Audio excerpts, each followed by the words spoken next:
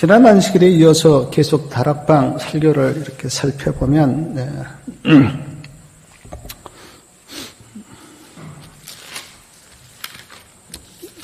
요한복음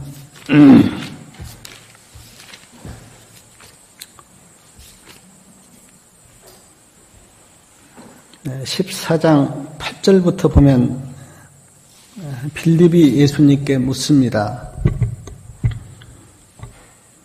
주여 아버지를 우리에게 보여 주옵소서. 그렇게 빌립이 물어요. 그러자 예수님께서 빌립에게 이렇게 대답하십니다. 빌립아, 내가 이렇게 오래 너희와 함께 있었는데 내가 나를 알지 못하느냐? 나를 본 자는 아버지를 보았거늘 어찌하여 아버지를 보이라 하느냐? 나는 아버지 안에 있고 아버지는 내 안에 계신 것을 내가 믿지 아니하느냐? 내가 너희에게 이르는 말이 스스로 하는 것이 아니라 아버지께서 내 안에 계셔 그의 일을 하시는 것이라. 내가 아버지 안에 있고 아버지는 내 안에 계심을 믿으라. 이 말씀 가운데 두 말씀만 좀 생각해 보면 예수님께서 빌립에게 이렇게 말씀하셨습니다. 내가 나를 알지 못하느냐. 이 말씀은 이제 이런 뜻입니다. 내가 3년 반 동안 너와 함께 있었고 너에게 하나님 아버지를 보여주었고 또 많은 말씀을 너희에게 했고 또 기적도 베풀었는데 내가 지금도 나를 알지 못한단 말이냐. 그런 뜻이에요.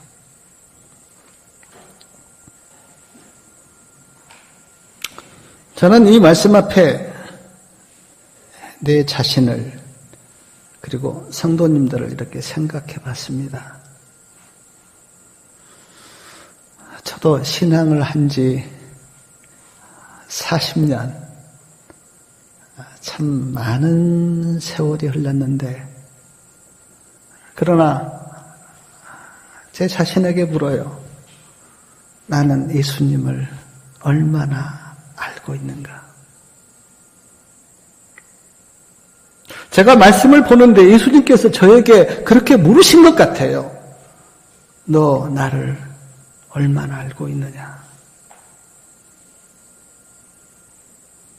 지금 3년 반 동안 공생애를 마치시고 예수님께서 이 땅을 떠나려고 하시는 이때에 빌립에게 물었어요. 내가 나를 알지 못하느냐?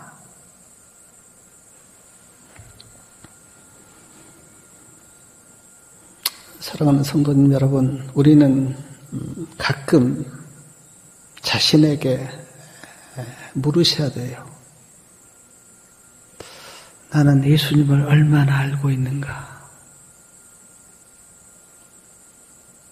신앙이라고 하는 게 그냥 외적인 어떤 행동이라기보다는 예수님을 알아가는 과정 아니겠습니까? 신앙이. 그래서 오늘 말씀해 보니까 3번이나 요한복음 14장 10절 중간부터 보면 내가 믿지 아니하느냐 11절에도 2번이나 믿으라 나를 믿으라 그렇게 말씀하셨는데 저는 이 말씀도 빌립에게만 하신 말씀이 아니라 오늘 우리 모두에게 믿으라 나를 믿으라 내가 믿지 아니하느냐 그렇게 묻고 계세요. 히브리서 11장 6절에 보면 믿음이 없이는 하나님을 기쁘시게 못한다 그랬는데 하나님은 우리가 믿는 걸 기뻐하시거든요. 예수님 안에서 하늘 아버지가 일하고 계심을 우리가 믿을 때 예수님이 하시는 일이 하나님 아버지의 일임을 우리가 믿을 때, 예수님 안에 하나님이 계시고 하나님 안에 예수님이 계심을 우리가 믿을 때 예수님은 기뻐하시고 우리가 그 믿음 안에 있을 때 우리의 믿음도 견고하고요.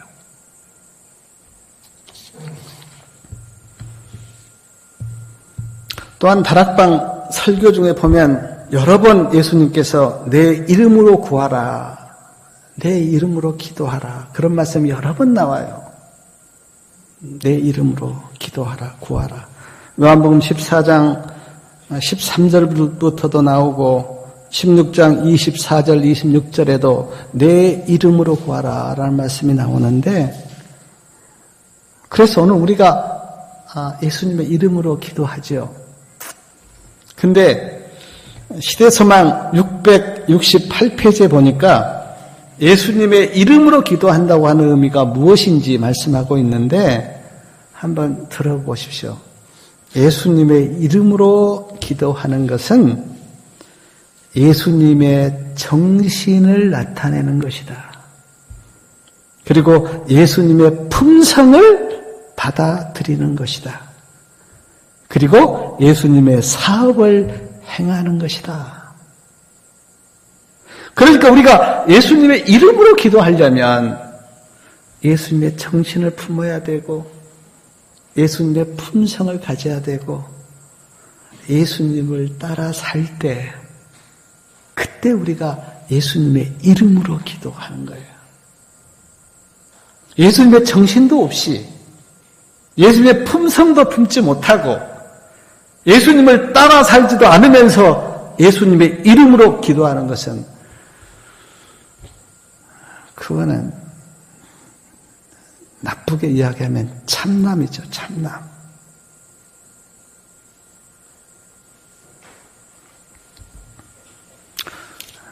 저도 이 말씀 앞에 별 생각 없이 그냥 습관적으로 예수님의 이름으로 기도한 적 저도 많거든요.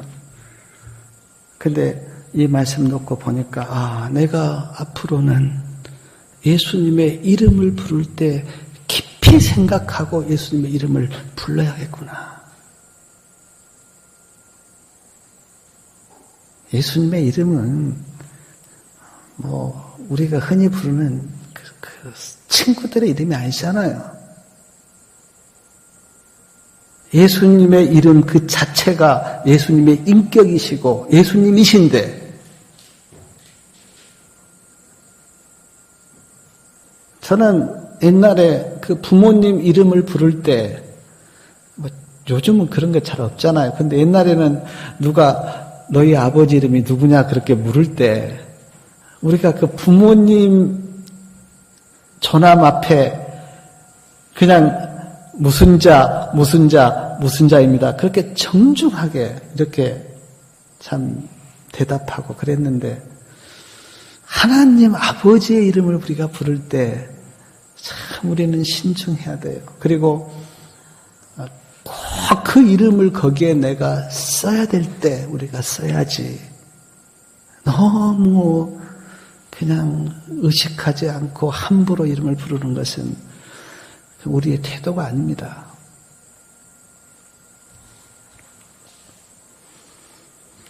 그리고 요한복음 14장 21절, 23절, 24절 세 번이나 계속되는 말씀이 또 하나가 있는데 내 말을 지키라 하는 거예요. 내 말을 지키라. 내 계명을 지키라. 15절도 그렇게 나오고요. 21절도 나의 계명을 가지고 지키는 자라야 나를 사랑하는 자니. 23절도 예수께서 대답하여 가라사대 사람이 나를 사랑하면 내 말을 지키리니. 내 말을 지키라. 예수님의 아마 마지막 간절한 호소인 것 같아요. 내 말을 지키라. 나를 사랑하면 그랬어요. 누가 예수님의 말씀을 지킬 수가 있을까? 의지가 강한 사람이요? 아닙니다. 뭐 결심이 강한 사람이요? 그것도 아니에요. 누가 끝까지 주님의 말씀을 지킬까? 예수님을 깊이 사랑하는 사람.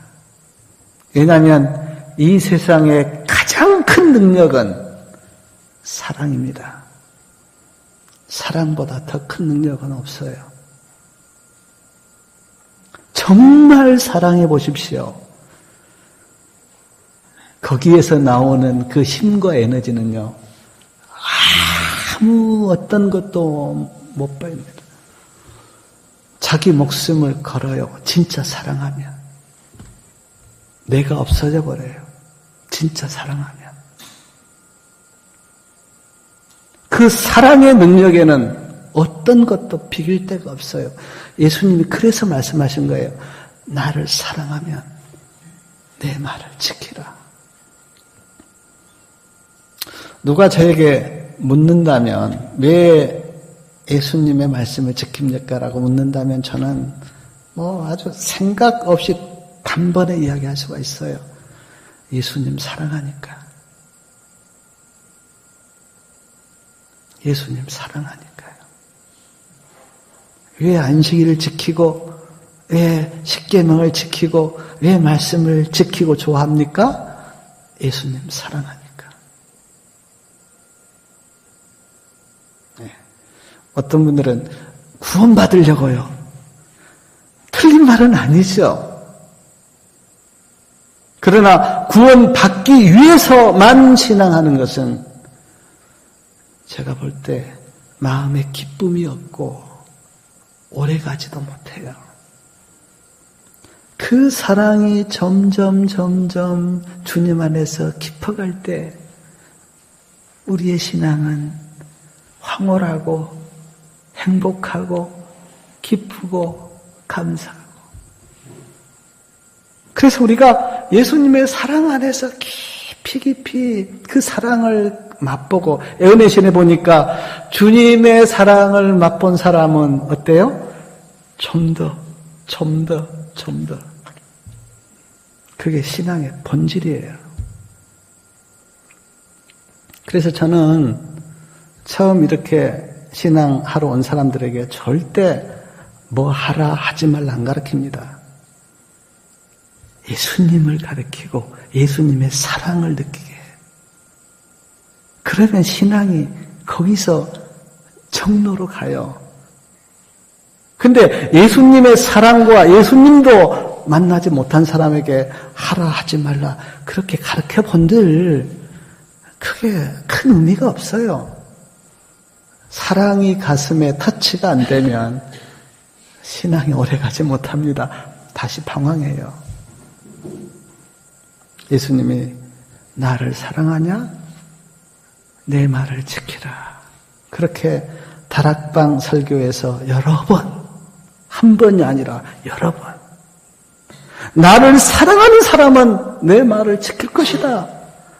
근데 그 24절 보니까 나를 사랑하지 아니하는 자는 내 말을 지키지 아니할 것이다. 어디에다가 포인트를 뒀냐면 사랑에다요. 사랑에다. 자식을 사랑한 것처럼 예수님을 사랑한다면 신앙 다 끝나는 거 아니에요? 그 사랑으로 만약에 주님을 사랑한다면. 또 하나 다락방 설교 가운데 가장 많이 하신 말씀이 뭐냐면 요한복음 16장에 계속 나오는데 성령을 줄 것이다. 내가 성령을 보내겠다. 성령에 대한 말씀이 너무 많아요. 그리고 4번이나 이 성령을 어떻게 표현했냐면 보혜사다 그랬어요. 보혜사. 4번이나 나와요. 제가 찾아보니까 4번이나 보혜사야. 성령은 보혜사야. 보혜사가 뭡니까? 나를 보호해주는,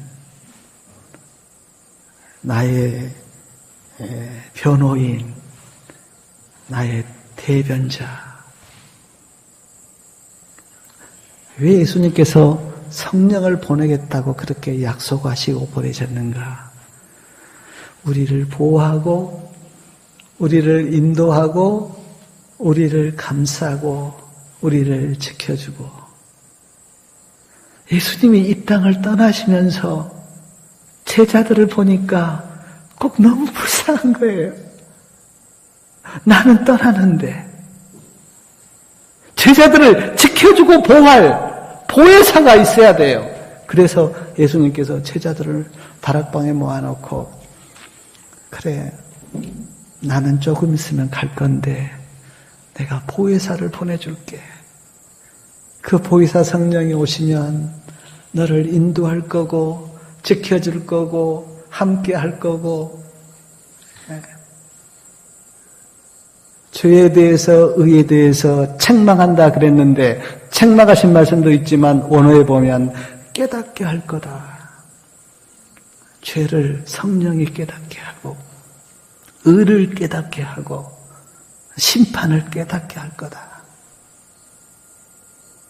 그러니까 하나님의 말씀은 성령이 깨닫게 하면요, 깨달아져요. 지식이 많다고 여기 성경 깨닫는 거 아닙니다. 네? 대학생들이 봐도요, 몰라요, 뭔지. 근데 시골 할머니가 보는데 복음이 보여요. 예수님이 보여요. 왜냐하면 성령이 깨닫게 하시기 때문에. 그래서 우리 성도님들 성경 볼 때 꼭 기도하시기 바랍니다. 하나님, 내가 성경을 펴는데 성령이 좀 깨닫게 해달라고 그렇게 하고 보셔야 돼요. 그러면 성령이 이상하게 깨닫게 해줘요.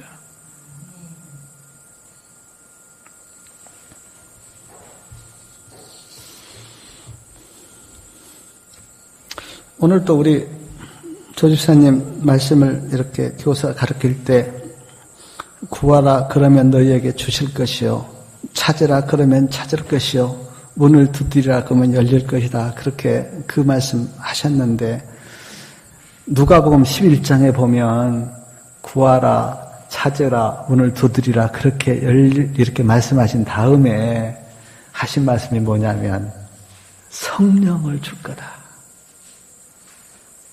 그러니까 성령을 구하고 성령을 찾고 성령을 뭡니까?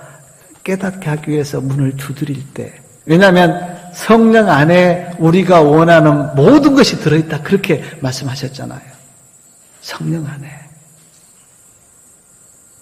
그러니까 여러 가지 구할 것 없어요. 성령만 정말 받으면 내가 원하는 모든 것이 성령 안에 들어있기 때문에 성령을 받으시면 돼요. 성령을 받으시면요, 성령님 안에 예수님도 우리에게 임하세요. 내가 원하는 것, 복음의 능력도 성령 안에 계세요. 은혜실에 보니까 이런 말씀이 있더라고요. 시대소망 671페이지에 하나님께서 주실 수 있는 선물 중에 가장 고상한 선물은 성령이시다. 가장 고상한 선물. 하나님께서 주실 수 있는 선물 중에서 가장 고상한 선물은 성령이시다. 미국에 가면요, 그 사역자들에게 욕이 있는데, 그 욕이 뭐냐면 성령 안 받고 사역한다.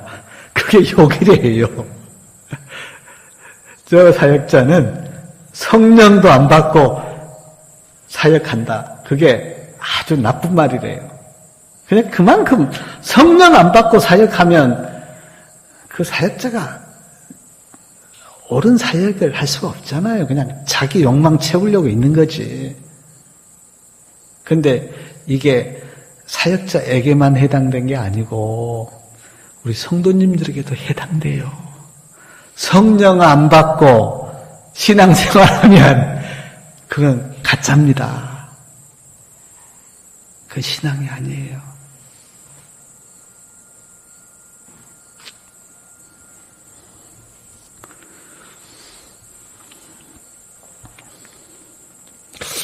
다락방 설교 중에 요한복음 15장 18절부터 보면 핍박에 대한 말씀도 많이 하셨어요. 핍박. 왜냐하면 예수님이 아셨거든요. 이제 핍박이 올 것이라고 하는 걸 다 아시고 지금 핍박에 대해서 말씀하셨는데 18절부터 보니까 세상이 너희를 미워하면 너희보다 먼저 나를 미워한 줄 알라. 너희가 세상에 속하였다면 세상이 자기의 것을 사랑할 터이나 너희는 세상에 속한 자가 아니요 도리어 세상에서 나의 택함을 입은 자인 고로 세상이 너희를 미워하느니라. 내가 너희들을 종이 주인보다 더 크지 못하게 한 말을 기억하라. 사람들이 나를 핍박하였은즉 너희도 핍박할 터이요. 우리가 초대교회 보면 알잖아요. 예수님께서 하늘로 가신 다음에 핍박이 왔잖아요. 말씀대로. 세상 사람들이 우리를 미워하잖아요. 왜냐하면 세상에 속하지 않고 예수님께 속하기 때문에. 세상에 속하면 자기들하고 어울리니까 좋겠죠. 근데 우리가 예수님께 속하기 때문에 우리를 미워해요. 이상해요. 저도 아무 해도 끼친 적이 없는데 어떤 사람들은 교회 다닌다고 하면 미워해요. 자기하고 전혀 상관도 없는데 우리가 해를 끼친 것도 아니고 못 사게 한 것도 아닌데 교회 다닌다고 하면 미워해요. 그리고 따돌리고 그리고 막 좀 안 좋게 이야기하고. 저도 경험했어요. 왜 그런가? 세상에 속하지 않은 하나님의 백성이기 때문에. 그래서 우리는 그거를 자랑스럽게 여겨야 돼요. 자랑스럽게. 내가 하나님의 백성이기 때문에 그런 핍박을 받는 거구나. 참 내가 대견하다. 제가 잠깐 기억이 나는 게 두 사람이요. 이제 무당집을 갔대요. 근데 한 사람은 무당이 딱 알아보고 교회 다닌 사람이 없구만 그렇게 이야기하는데 한 사람은 전혀 그 말이 없는 거예요. 그래서 그 사람이 굉장히 이렇게 회개하면서 내가 가짠가 내가 저기 무당이 나를 알아보지도 못하는 것 보니까 내가 신앙 잘못한가. 세상에서 나를 미워하고 핍박할 때 우리는 그것 때문에 마음 상하고 의기소침하고 그럴 게 아니라 내가 하나님의 자녀이고 구원받은 하나님의 백성이기 때문에 그거를 특권으로 생각하고. 그래서 베드로 사도가 그렇게 이야기했잖아요. 네? 한번 읽어볼까요? 베드로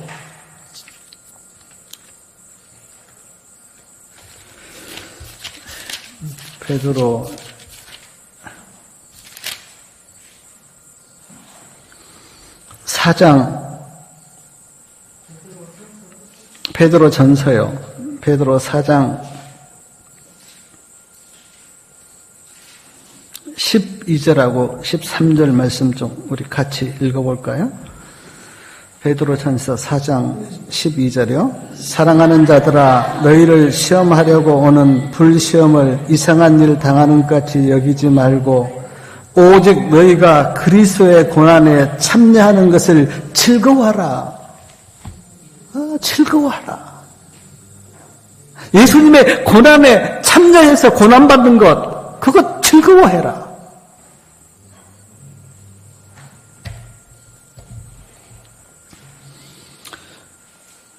그러면서 그 다락방 설교 가운데 또 예수님께서 이제 제자들을 위로하려고 평안을 말씀하셨어요. 평안을. 두 번이나 제가 보니까 평안을 말씀하셨는데, 요한복음 14장 27절 말씀 한번 보시겠습니까? 평안을 말씀하셨는데, 요한복음 14장 27절이요. 평안을 너희에게 끼치노니 곧 나의 평안을 너희에게 주노라. 내가 너희에게 주는 것은 세상이 주는 것 같이 아니하니라. 너희는 마음에 근심도 말고 두려워하지도 말라. 나의 평안을 너희에게 주겠다. 그러니까 고난과 핍박 가운데 예수님의 평안이 우리에게 임하면 육체적으로는 힘들지만 마음은 어떻습니까? 마음은 괜찮아요. 육체적으로는 뭐 매를 맞을 때도 있고 뭐 욕을 먹을 수도 있지만 마음은 괜찮아요. 왜냐하면 예수님의 평안이 우리에게 있기 때문에. 예수님께서 내가 너희에게 평안을 주는데 세상이 주는 것 같이 아니할 것이다. 세상이 주는 평안이요. 제가 인생을 살면서 경험한 건 그렇습니다. 세상이 주는 평안도 없는 건 아니에요. 자, 집을 샀어요. 너무 처음에는 기뻐요. 근데 얼마 못 가요. 한 달 가면은 그냥 그 평안이, 그 기쁨이 사라져요. 돈을 좀 얻었어요. 처음에는 막 기쁘고 좋아요. 그것도 오래 못 가요. 세상에서 주는 평안은 너무 짧아요. 주님이 주신 평안은 제가 경험해 보니까 끝이 없어요. 사도 바울이 왜 감옥에서 찬양을 했을까? 주님이 주신 평안이 있기 때문에. 사도 요한이 왜 밤모섬에 그렇게 거기에 그 혼자 있으면서 어떻게 그 주님을 섬기고 그렇게 계시를 보고 그랬을까? 주님이 주는 평안 때문에. 사람들이 보면요, 마음의 평강, 그것 얻으려고 세상 사람들이 막 몸부림치거든요. 막 이것도 해보면 이것도 해보고 그 마음의 평강과 기쁨 얻기 위해서 그 짧은 것, 그거 얻으려고. 예수님이 주신 평안이 내 안에 있으면 저는 너무나 감사한 게 세상 사람들이 그렇게 얻으려고 하는 그 평강과 안식이 주님 안에 내가 얻었다고 하는 것을 내가 보면 너무나 감사한 거예요. 하나님 감사합니다. 세상 사람들은 좀 기쁨과 그 평강 얻으려고 막 이것도 해보고 저것도 해보고 막 뭣도 해보고 하는데 결국 그것도 짧은 거. 근데 예수님이 주신 평안은 끝이 없어요. 생각하면 생각할수록 더 깊이. 또 하나 저기 요한복음 16장 33절 한번 말씀 좀 우리 같이 읽겠습니다. 요한복음 16장 33절. 자, 말씀을 같이 읽습니다. 이것을 너희에게 이름은 너희로 내 안에서 평안을 누리게 하려 함이라. 세상에서는 너희가 환난을 당하나 담대하라. 내가 세상을 이겼노라 하시니라. 평안을 누리게 하려 함이라. 누구 안에서요? 내 안에서. 이게 중요해요. 너희로 내 안에서 평안을 누리게 하려 함이라.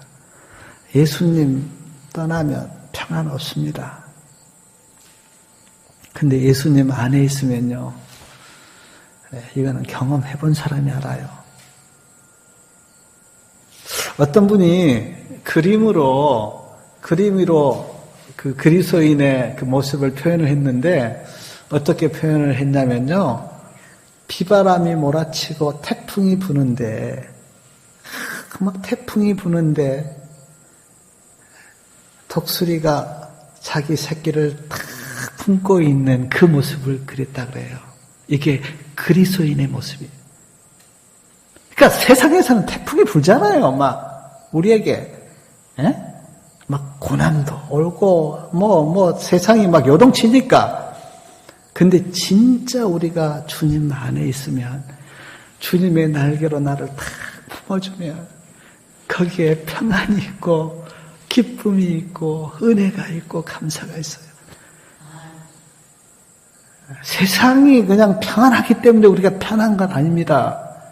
세상은 요동을 쳐요. 비바람이 쳐요. 그래도 우리가 주 안에서, 그때 주 안에서, 내 안에서 평안을 누리게 하려 함이라. 세상에서 너희가 환난을 당하나 담대하라. 내가 세상을 이기었노라.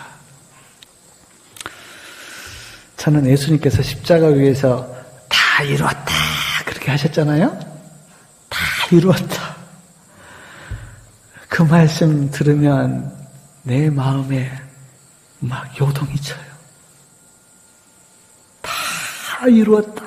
그렇게 주님께서 선언하시고 운명하셨는데 내가 세상을 이기었노라. 우리 대장 예수. 그러니까 예수님 안에만 있으면요, 우리도 자동적으로 승리합니다. 왜냐하면 예수님이 승리하셨기 때문에.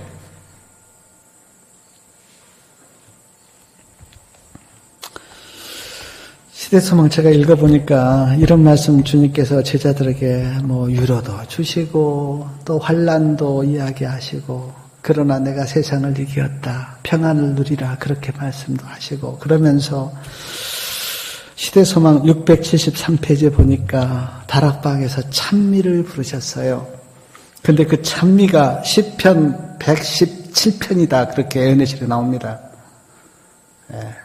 찬미를. 우리도 이제 말씀 이렇게 듣다가 마지막 찬미를 부르듯이 예수님도 이제 다락방에서 말씀을 쭉 하셨는데 찬미를 불렀다. 시편 117편.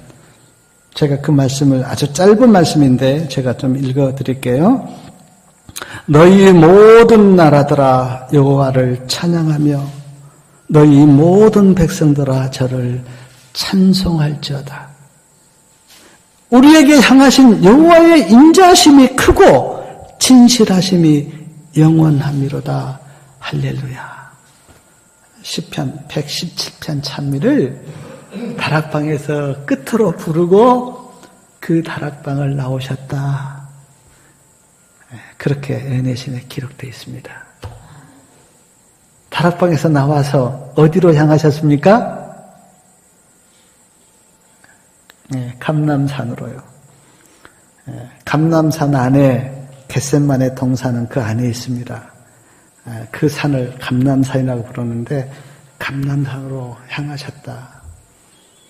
감람산으로 제자들을 이렇게 데리고 가면서 에어내신에 보니까 예수님의 모습이 굉장히 진지하고요. 좀 상심에 잠겼다 그랬는데 그러면서 하신 말씀이 마태복음 26장 31절부터 35절 말씀인데 우리가 잘 아시는 말씀이죠.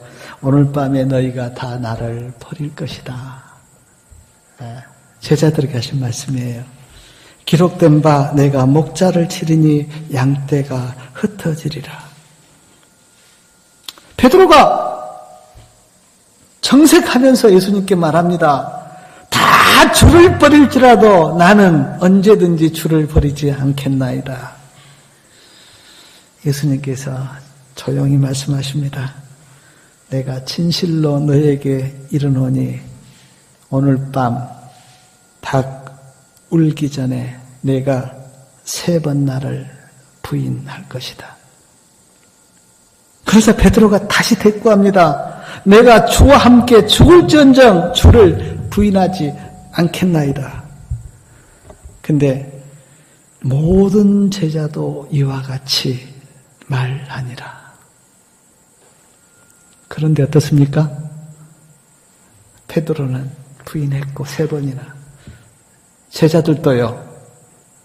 겟셋마네 동산에서 예수님께서 체포당할 때 제자들이 어떻습니까? 다 다 도망갔죠. 다 도망갔어요.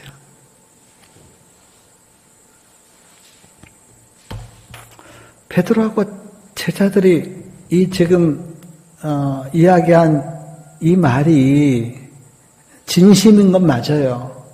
진심으로 그냥 그 주님을 부인하고 주님을 두고 도망갈 마음이 없었습니다. 근데 베드로나 제자들이 몰랐던 것이 하나 있어요. 믿음의 길을 간다고 하는 것이 다짐으로만은 안 되는구나.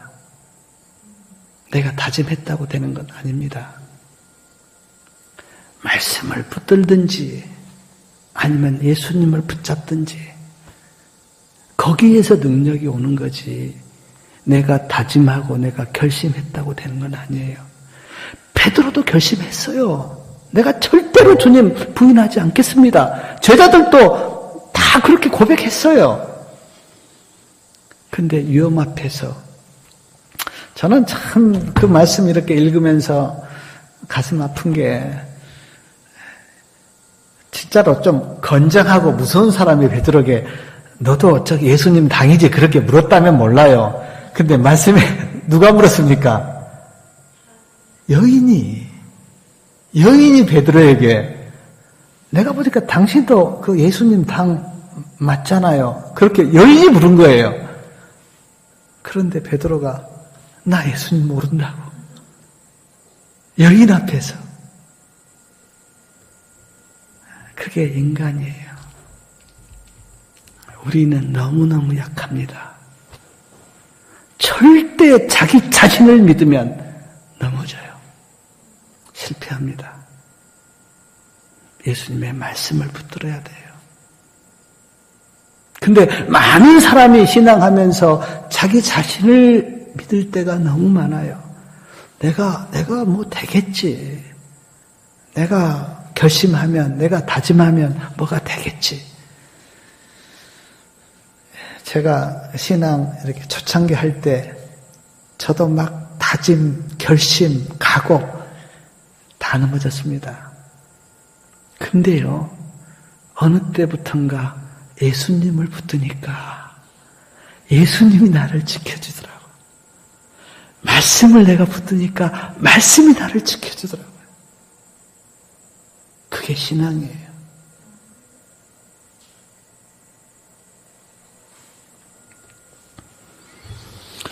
태국에서 선교사로 일하셨던 두왕짠 선교사님, 제가 그 이야기를 듣고 참 마음에 깊이 새기고 있었는데 좀 말씀을 제가 드릴게요. 이 두왕짠 선교사님이 이제 태국에서 선교를 하고 있었는데 그때가 마약과의 전쟁을 하던 그때였어요, 태국이. 근데 어느 날 두왕짱 선교사님이 이제 태국에는 오토바이가 많잖아요. 뭐 저는 가보진 않았는데 지금도 오토바이가 많은데 오토바이를 타고 이렇게 가는데 어떤 사람이 손을 든 거예요. 좀 태워달라고. 그리고는 그 사람을 그냥 모르는데 그냥 가는 길에 태웠어요. 근데 그 사람이 누구냐면 이 마약 범죄자야. 마약 범죄자. 그리고는 가다가 어떻게 뭐 경찰이 정보를 듣고 왔는지 붙잡힌 거예요. 선교사님이. 근데 꼼짝없이 마약을 같이 이렇게 동업하는 동업자로 붙잡힌 거예요.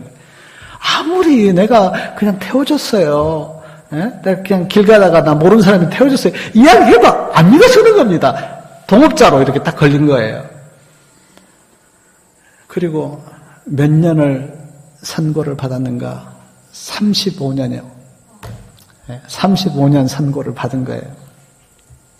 처음에는 이 두왕짠 선교사님이 막 억울하기도 하고 막 하나님까지 원망을 했다 그래요. 하나님 나한테 왜 이런 시련을 줍니까? 내가 죄도 없는데 태워준 죄밖에 없는데 이렇게 그 마약 범죄자하고 이렇게 연관이 돼서 내가 이렇게 35년 상을 받았는데 하나님 왜 나에게 이런 시련을 줍니까? 라고 막 원망도 했는데 어느 날 하나님의 음성이 들린 겁니다. 네가 죄수로 여기 온 게 아니라 너를 내가 선교사로 여기 보냈다. 너는 하나님이 보내신 선교사로 여기 교도소에 온 거야. 그런 음성이 팍 마음에 들린 거예요. 그때부터 이제 이 두왕짠 선교사님이 그래, 내가 하나님이 보낸 선교사로 내가 여기 왔지라고 이제 마음을 놓고 전도를 하기 시작한 거예요. 만난 사람에게 복음을 계속 전한 겁니다. 근데 그 교도소가 850명이 들어있는 교도소인데 몇 사람이 예수님을 믿고 함께 예배를 드리게 되었는가? 250명이. 250명이 예수님을 믿고 250명이 함께 예배를 드리는 모습을 보고 사람들이 다 놀란 거예요. 아니, 어떻게 이런 기적이 교도소 안에서 이루어질 수가 있는가? 그 이야기를 제가 들으면서 참 하나님의 일은 놀랐구나.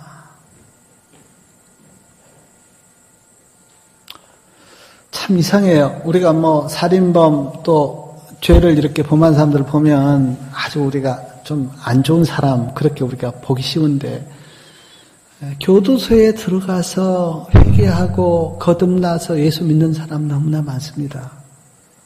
어떤 살인범도 교도소에 들어가서 자기가 예수님 믿고 아주 교도소에 있는 사람에게 그렇게 간절하게 예수님을 전했대요. 그리고 수백 명이 예수님을 믿고 그 사람이 마지막 지금 우리나라는 이제 사형 선고가 없잖아요. 사형을 때리기는 때려도 집행은 안 합니다, 지금은. 근데 몇 년 전까지만 해도 집행을 했는데 그때 그 사람이 사형장으로 가면서 찬미를 부르면서 하나님 감사합니다. 그리고 거기에 나온 검사나 그 집행관들에게 꼭 하나님 믿으시라고. 나는 하나님 믿고 지금 구원받아서 영생의 길로 가는데 당신들도 꼭 하나님 믿으시라고 그렇게 눈물로 호소하고 아주 감동이 되는.